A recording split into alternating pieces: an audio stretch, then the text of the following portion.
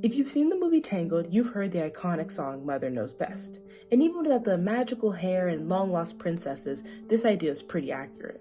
Mother Nature has provided countless innovations in everything from animal anatomy to natural habitats and ecosystemic interactions. As humans, we can emulate these processes through a technique called biomimicry, which literally translates to mimicking biology. Biomimicry has applications in many different STEM fields, but today we're focusing on its implications in architecture and structural design. Of all human carbon emissions, 26% originate from buildings and their energy consumption.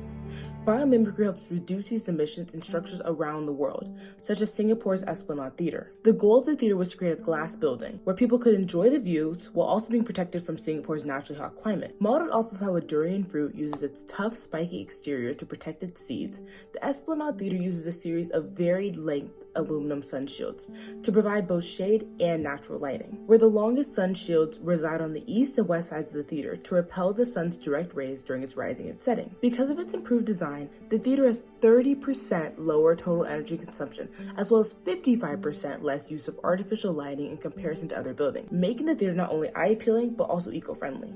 The Estate Center in Zimbabwe is yet another ingenious example of biomimicry improving structural design. Termite mounds have tiny holes that allow them to expand and contract to circulate air and regulate temperatures within. Replicating this ventilating system, the Estate Center self-regulates its temperature without HVAC systems.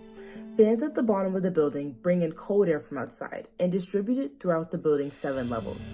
The center is made of mostly concrete and brick, materials with high thermal masses, meaning they can effectively absorb, store, and release heat. So, in the morning, when the cold air is brought in, the concrete absorbs and releases it to cool the rooms. Then, as the day progresses, warm air enters the building and is ventilated upwards and back outside, allowing the building to stay at 82 degrees throughout the day and 57 degrees at night. Once again, because of biomimetic design, the center is much more efficient and sustainable, using 35% less energy than similar buildings and saving 10% of building costs. There are countless other examples showcasing the current feats and future possibilities of biomimicry. Take, for example, the Gherkin London skyscraper that's based off of a type of underwater glass sponge, or the Beijing National Stadium designed from a bird's nest. There's even sustainable concrete developed from the natural chemical reactions of sea coral. Now, while I'm no magician or fortune teller, I can confidently say that the future of design is in finding ways to design structures in more efficient, cost-effective, and eco-friendly ways. So it begs the question, why don't we use what Mother Nature has already provided to our advantage?